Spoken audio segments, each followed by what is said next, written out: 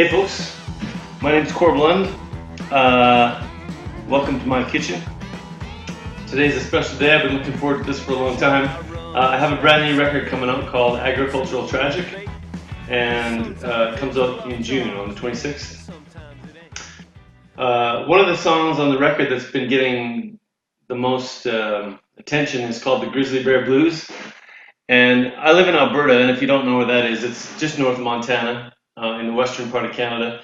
And we have a lot of rugged frontier here. We've got a lot of Rocky Mountains, a lot of foothills, and we got a lot of grizzly bears.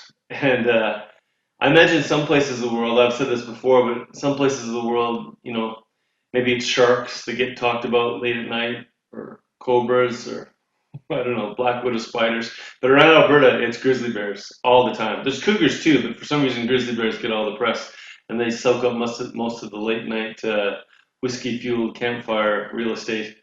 But I've been party to many conversations late at night about, what you're supposed to do and not do with bears, and how to avoid them, and how to treat them, and what they'll do and what they don't do, and what they eat and what they don't eat. Anyway, that's the gist of the song. The whole idea of the song is, we don't know what the hell to do about grizzly bears. So, as a public service for all of you, I'm bringing in an expert. I'm bringing in Gord Stenhouse, who's the grizzly bear specialist for Alberta Environment and Parks. He's also a grizzly bear program leader and research scientist for FRI Research that does work surrounding land and resource management in Alberta. So he's going to go through my song with me line for line, tell me what I got right, what I got wrong, and discuss some questions that I had audience people send in, and see if we can get to the bottom of this whole grizzly bear situation, and we call them. Welcome, Gord, to our little investigation of the grizzly bear situation. I was explaining before you're on camera that my song, Grizzly Bear Blues, the whole point of the song is sort of lamenting the vast amounts of confusion about bears. Because I think grizzly bears around here are almost, it's almost like they have a mythical status. Even before we got here, the Native Americans had myths about bears, and I don't think anyone really knows what you're supposed to do, and there's a lot of conflicting reports. So why don't you tell everybody what you do for a living and get into it? Sure. Well, I do grizzly bear research in the province of Alberta, and I work for Alberta Environment and Parks. And I'm on secondment to a group called the FRI Research in Hinton, Alberta, and I've done grizzly bear research in Alberta for the past 23 years. So my job is doing grizzly bear research. And you're still alive, huh? I'm still alive, all the digits. Always stay away from the sharp end. That's kind of a general rule. Right. Have you had some close calls? Oh yeah, like whenever bear biologists get together, you're allowed to tell one bear story and then one flying story, because that's usually the most exciting stories to tell. Well, the history of bears, in North America is a long one, of course, and many cultures, First Nations cultures, hold great reverence for the grizzly bear, and they're viewed with great awe and inspiration, and culturally significant. One of the big things I've learned is that grizzly bears are like us. They're all unique. They're all individuals. Just like people don't always behave the same, nor do grizzly bears. But there's some general things we do know about bear behavior. Yeah. Well, it's funny because even, growing up at the ranch near Carson, you're always wary of bears, but whenever you see one, it's always special. Oh yeah, there's nothing like seeing a grizzly bear in the wild, and to in fact know that they're still out there. There's something that kind of inspires me as an Albertan to think that, okay, we've got this great province and lots of things going on, and yet we still have bears, which is many parts of the world where that's not the case. They've exterminated lots of large carnivores, and Alberta certainly is blessed with having grizzly bears. And I know it's a challenge for many people to live with bears, but I think it's a worthwhile pursuit. Yeah, they're magnificent creatures for sure. And what would we talk about around the campfire if there wasn't grizzly bears, right? Yeah, exactly. You got to have a bear story. And I think just about everyone I meet has a bear story. I was going to say, we put out a thing on social media. We have run a little contest. Whoever sends the best bear stories gets a new copy of the new record. But I was thinking, I can't imagine the bear stories you must get. As soon as you tell people what you do, I'm assuming you get assaulted with bear stories? Is that how it works?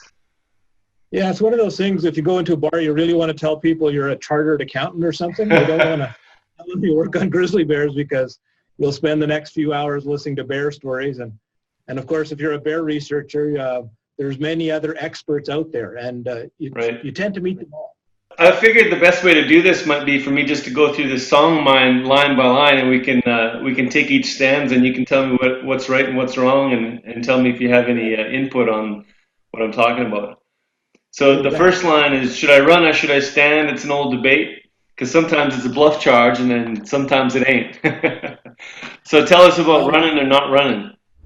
well, that's it. That's one of the most easy questions to answer. You never run. Bears, like lots of predators, seem to respond to in a chase when people or prey are running away. So running is probably the worst thing you can do, and that's an easy one to answer. And the challenge is when someone says, "Oh, should you run or should you stay?" Well, it sounds nice you and I talking here, but if you've got a big grizzly bear running downhill at you and you're standing there kind of all lonesome like, and it's nice for us to say, yeah, you just stand there, hold your ground. It's not so easy to do. And even people that work on bears a lot, they know not to run, but we've had many cases where, there's something happens and a bear suddenly shows up or gets up, and you can look around at all the bear experts around you and they're all running for their truck.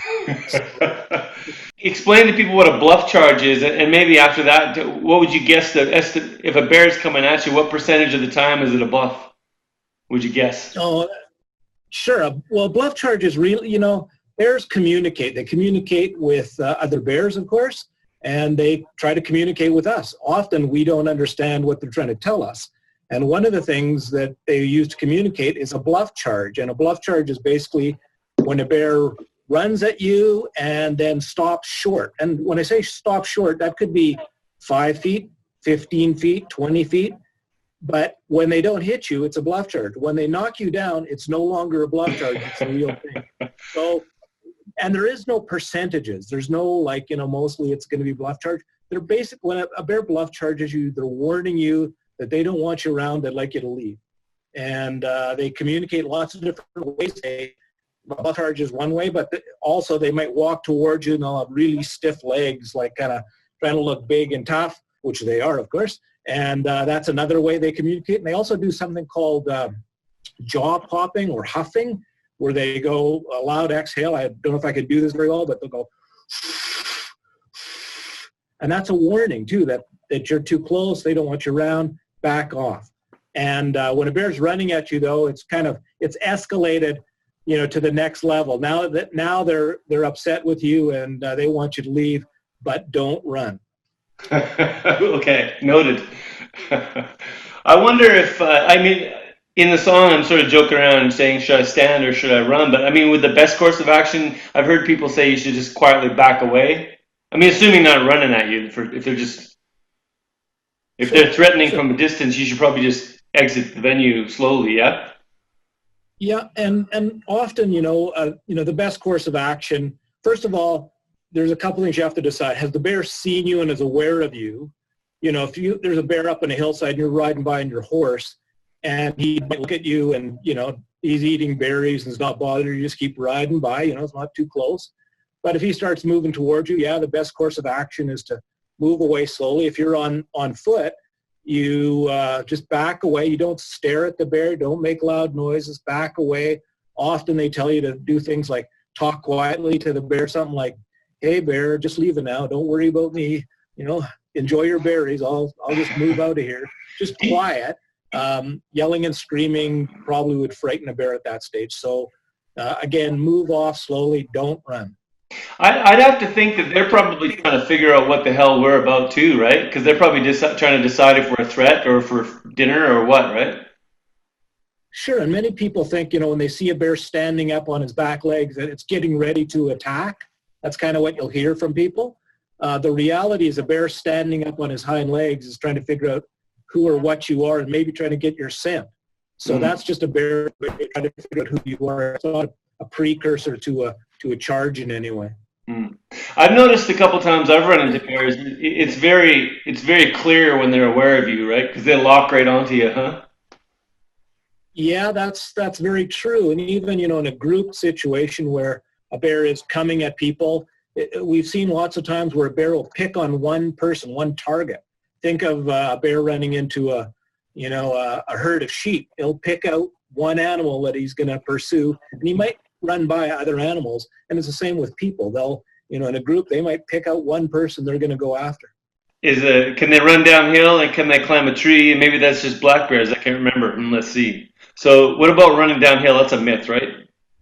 Yeah, total myth. Bears are very good at running downhill, and I've seen a couple bears in my career where they've killed a bighorn sheep up on the side of a mountain, and a helicopter comes over, and they're running downhill to get away from the helicopter. And the bighorn sheep ram is a big animal, and this bear's carrying it in his mouth, and the legs are flapping over its back, just like as if you're running down, downtown Calgary with a necktie on a windy day over your shoulder. So yeah, they can run downhill and they can run fast downhill.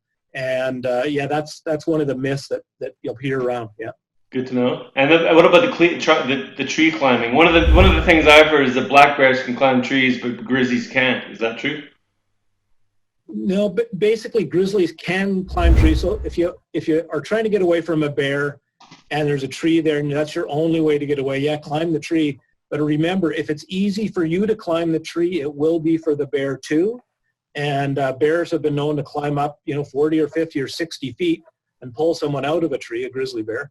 But it's not common for them to do it. So if a black bear is in danger or trying to get away from another predator, a black bear will climb a tree to escape danger. Grizzly bear either runs or turns and fights, but they will climb trees and they can. And so if you're climbing a tree to get away, we tell people to take your belt off when you get up there and put it around the tree because you might be up there a long time and you don't want to fall asleep because sometimes a bear will lay at the bottom of a tree, and there's been stories of people falling out of a tree asleep and landing on a bear or beside a bear at the bottom. Just waiting for them. Yeah, that's right. Yeah, that happens. These aren't reassuring answers, Gord. So the song is called "The Grizzly Bear Blues," but I mentioned a black bear in that stanza, and this is probably a good time to ask you this. One of the things I've always been most curious about is, can you give people a clear idea of the speciation, like black bears versus Kodiaks versus grizzlies, black bears, brown bears? What's the family tree there? Yeah, sure. In North America, we have basically two species of bear: black bear and brown bear, and we call the brown bear in Alberta and many other parts of Alberta, we call it the brown bear a grizzly bear, but it is the brown bear family. And when you go in coastal Alaska, people call it the Kodiak bear on the coast, usually Kodiak Island area, and they're very big, but they're all brown bears. The Alberta grizzly bear is the same bear as you'd see on coastal Alaska. The difference is that the Kodiak bear or the brown bear in Alaska usually around salmon streams is much bigger because of all the protein he's eating. So those are the differences. Black bear, brown bear, grizzly is part of the brown bear family, as we call them. If you're in Europe, they have brown bears, and they call them brown bears in Europe. They don't call them grizzly bears. For black bears, you'll know that the ears look different, like sort of bigger, sort of more oval ears. They don't have the shoulder hump as grizzly bears do. And grizzly bears have, the very long claws. Those long claws are not for anything else other than digging up roots. They're not for fighting. They're not for catching ungulates like deer or moose. And they certainly are primarily used for digging up roots. That's why grizzly bears have the long claws. Okay. So the difference in size between the Alberta grizzlies and the coastal Kodiaks, is that passed on genetically, or is that sheerly from just each individual eating a lot of fish? There's a genetic component as well, but certainly big protein. So if you see like even a big grizzly bear in Alberta, you don't get really big like that from just eating roots and berries, the vegetarian diet. You got to have a fair bit of protein in there, but they pass on a lot of the genetics in terms of body size and growth. We don't get that many big bears in Alberta, but there certainly are some. All right, moving on. The Grizzly Bear Blues asks, should I shut up or should I maybe try to scare him off? Or pretty much most anything I do just piss them off. So what's the scoop on making noise? Yeah, that's a bit of a longer answer. There's no correct one there. Usually, shouting at a bear is not a great idea. The thing you want is you want the bear to know where you are and see you and recognize you as not being a real threat. There's a couple things you have to remember is that if you're going down a trail and you smell something that might be a dead horse or a dead elk or something, bears will kill those animals and bury them, cache them, and they'll defend those food sources. So if you're coming up and a bear is going to defend food, you're not in a good spot. Running, again, don't do that. You back away slowly. But if a bear is aware that you're there, and I'm sure in your career being out in the foothills there, I'm sure you've passed many bears in the bush that you didn't even know they were there. Bears in general don't want anything to do with people. They want to just stay away, and they'll actually watch you walk by on a trail and not bother you at all, and you don't even know they're there. So if a bear doesn't know you're there, don't be yelling and screaming. The big thing is you want bears to be aware of your presence, and they really don't want anything to do with you. If they are coming at you, don't yell and scream, back away slowly, and don't run. Yep. So in terms of just kind of making one aware from a distance, it's probably not a bad idea to make some noise just so he becomes aware of you, but nothing aggressive. Yeah. So people, like hiking, people might whistle, they might sing a bit of a tune, probably a Corb Lund song, as you're out there walking the trails. And and so if the bears know you're around, they're usually cool things. Now there's always the unusual circumstance where a bear's got a cache or a dead something he's going to offend it against you. You sees you as a threat. He also might run into a female with cubs. Okay, moving on. In the end, it don't matter what you choose to do, of course. Weighing 800 pounds, a grizzly bear outruns a quarter horse. So two things. 800 pounds is getting pretty up on the high end of the scale for a grizzly, right? And number two, they can outrun a horse in a short distance, correct? Yeah, sure. I've been catching bears for a lot of years, and we've caught one bear in 23 years in Alberta that would kind of approach the 800 pound. And I think I sent you a picture of that, but it was a very big boy, and he's obviously been eating more than roots and berries. Usually an adult male grizzly bear in Alberta, a big one would be 500 to 600 pounds. They can get bigger than that, but it's not that common. And a female bear, people will be maybe surprised at this, 250 to 300 pound is an adult female grizzly bear in the province of Alberta. Really? And relative to their speed, though, certainly they can outrun a quarter horse in a short distance. They're fast, they're the sprinters. And I've been chasing bears with helicopters to put on collars over the years, and you got a pilot that's zinging and zagging to try to catch his bear, and you're moving over the ground, and the bear is jumping over rocks and logs and not breaking stride at all. So yeah, they're fast, and if you ever think you can outrun them, think again. My uncle was on his quad at the ranch a few years ago, and he surprised a bear, and the bear took off, and my uncle was just acting on instinct, which he regretted later, but he's kind of kept chasing him and yelling at him to get him, I guess, to keep running. And after the fact, he realized that wasn't a good plan. But the point of the story is he was going flat out, the bear was, and he came to a barbed wire fence and just flattened out like a pancake and went right under the bottom wire and then kept on running. Yeah, that's amazing. And you might chase a bear like that for a bit until the bear says, yeah, enough of that, and turns around. And that's usually when your quad stalls. That's kind of that doesn't seem like a smart approach to me. Yeah, but certainly they can go under fences. They jump over them. They can, jump all sorts of rocks that you and I would have a hard time scrambling over. So, yeah, they're pretty amazing the way they can move. Okay, moving on with the grizzly bear blues. I think I read it someplace. They kill only what they eat. So fumble through your guidebook. Just how often do they eat meat? That's another question. So I know they're omnivores, but how does that break down? Yeah, grizzly bears in Alberta, about 90% of their diet is vegetation. So they're eating, the grasses, the roots, and the berries. They will, if they find a roadkill animal, they'll eat that. If they are able to catch an animal, whether it's it's elk calving time right now, and if they can catch an elk, an adult, or a calf, they'll eat those. So if they can catch it, they'll eat it. Now, there's oftentimes, I've done work up in the barrens in the Arctic, where you'll see a bear come in the caribou where they're calving, and there's thousands of calves around. They might, kill a calf and eat the hind quarter or the front shoulder or something, and then move on to another one. So it's not all, they don't eat always everything they kill.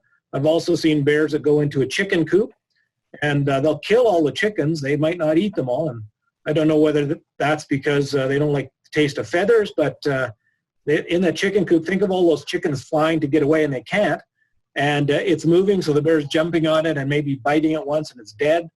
So I think when you're thinking that, back to our discussion, should you run or should I stay?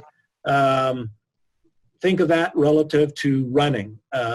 Usually the bears that a whole bunch of people running, the bears can actually have been known to catch most of the people that were running. And what's the story about them caching the food? I've heard that they cache their meat because they like it to be a little rotten. Is that true? Or a little ripe? No, they like fresh meat just like you and I do. The reason they cache it, for the most part, is they've consumed as much as they want right then, and they're saving it for later. Think of that cache as that's the refrigerator. And so when they've cached it, they're going to come back and find it later. So just like, we talked about, if you see the cubs and the mama bear thing. So if you're walking along and you have this smell and you see this big pile of vegetation, big hill, think of a rototiller ripping up a hillside, and then there's a big mound in the middle. That might be a dead cow or an elk or a horse. They're saving for later, but that bear's not far away. That bear might even be watching you go up to look at that hill. So you got to be very careful when you see those kind of things out in the bush. I know a guy in Jasper who regained consciousness in one of those piles. I've heard that story, yeah. His back he's got horrific scars. He's fine now. He's got big scars on his back. So he was lucky. Yep. He's very lucky. Yep, for sure. All right. Here's a good one. Somebody find some answers. Let's do a study of some kind. We'll make it scientific, and we'll see what we can find. So tell us about the kind of research you've done. Okay, now you're talking about me, so that's yeah, okay. And this is your moment. Because, a lot of people even say to me, don't we know enough about bears by now? And I keep saying, well, we know a lot, and we've learned a lot in the work we do. We've learned about how bears respond to forestry operations and oil and gas and pipelines, and we're learning a lot about, how there's lots of bears that down your way get into trouble with the ranching community, and we translocate them, we move them in Alberta. And, that's the problem bear that gets caught by fish and wildlife officers, and then they move them to somewhere else. That bear that gets moved moves quite differently than a resident bear. So think of moving you to, moving you down to New York City with a $5 Canadian bill and saying, good luck. It's a whole new world for you down there. And just like it is, you move a grizzly bear from, say, down around Pincher Creek or Cardston, and you move them up to, say, Grand Prairie. It's a different ecosystem. They behave differently. They move differently.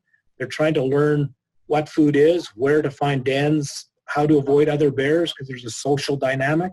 So we continue to learn a lot about bears.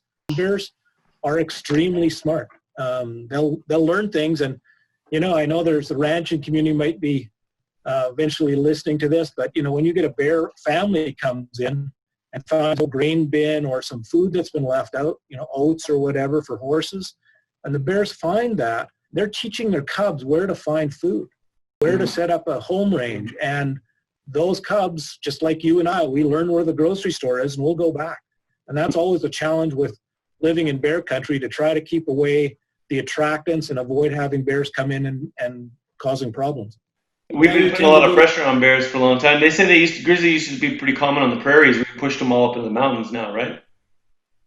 Yeah, the plains, so just like we had the plains bison out all the way to Winnipeg, they also had the plains grizzlies. The plains grizzlies really aren't found anymore when the loss of the bison came the loss of the grizzly bear, and there's lots of hides were taken from people that were settling the West.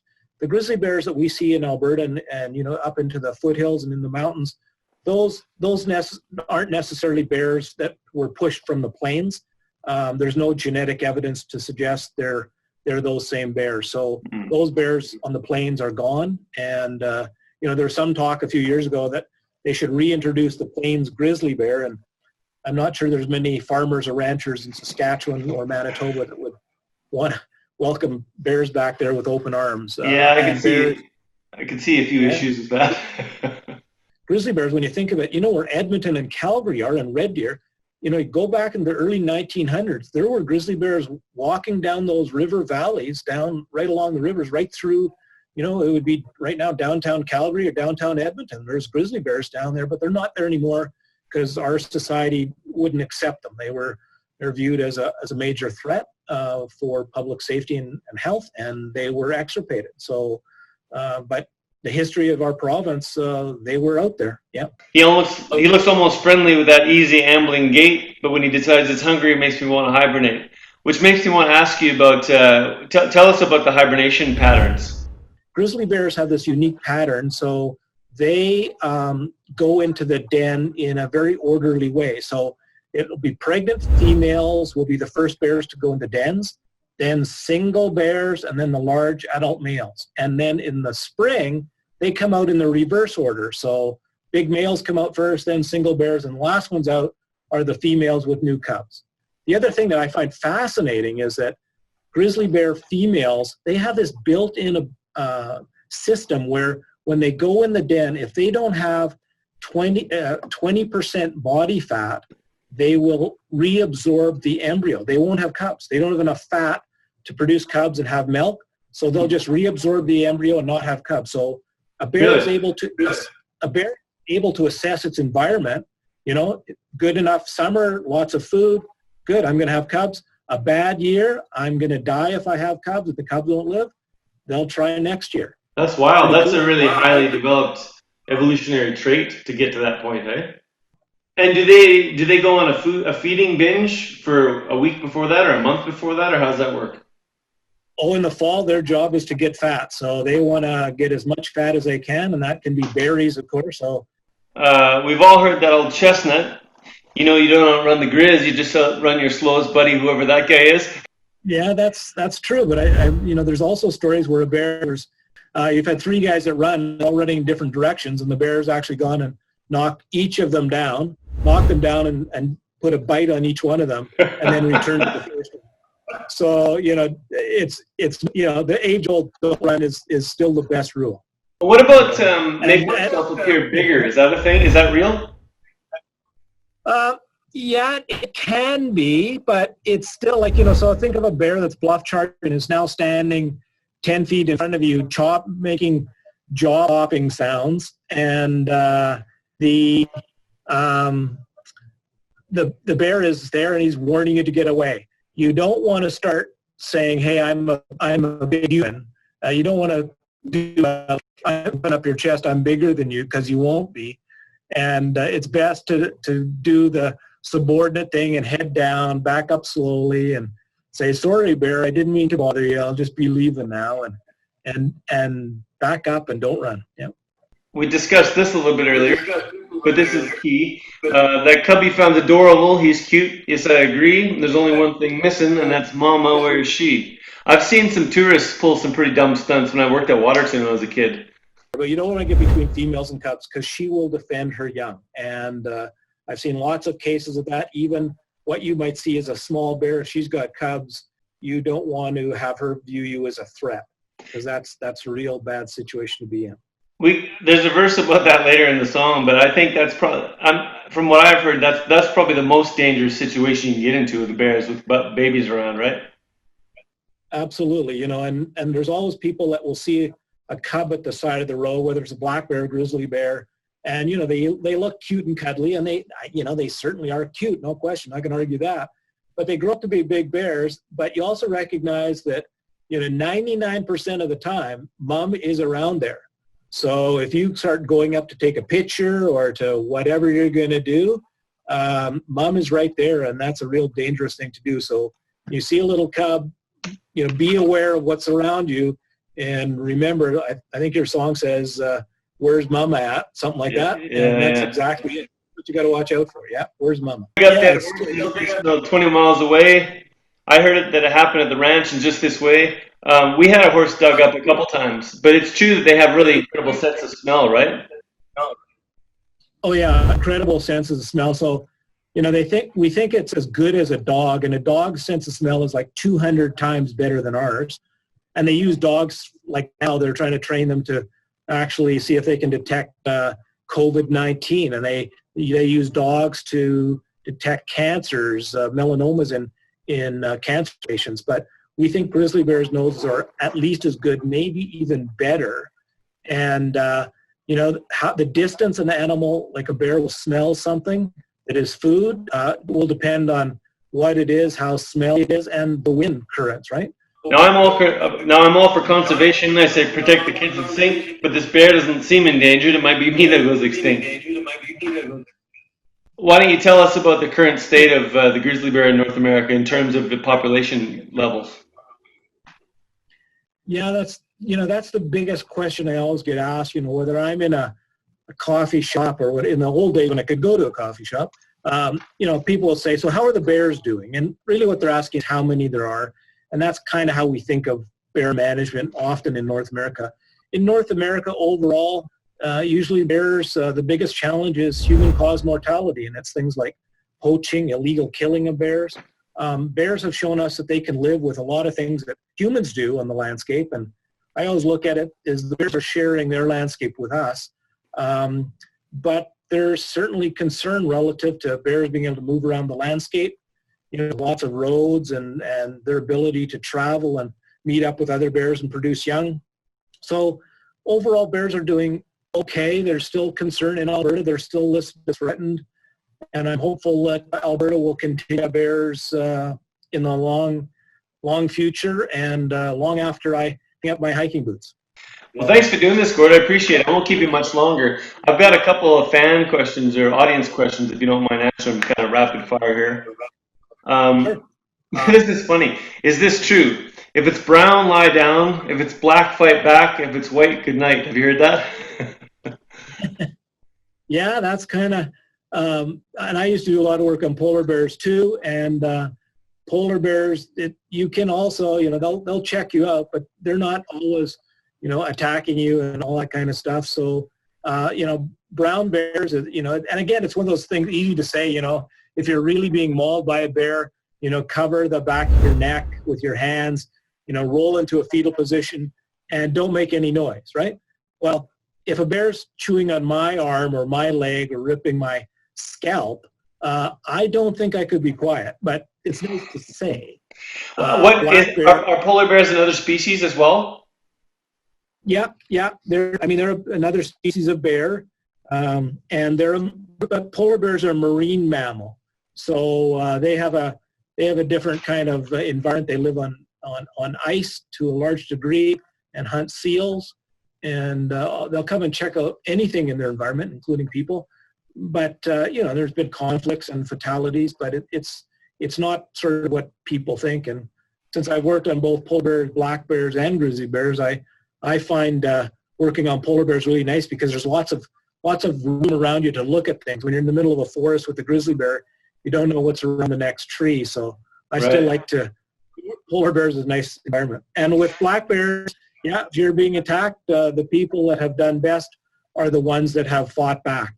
We still tell people with grizzly bears is to try to not make noise and fight back. The ones who do that, the statistics show usually have greater injuries.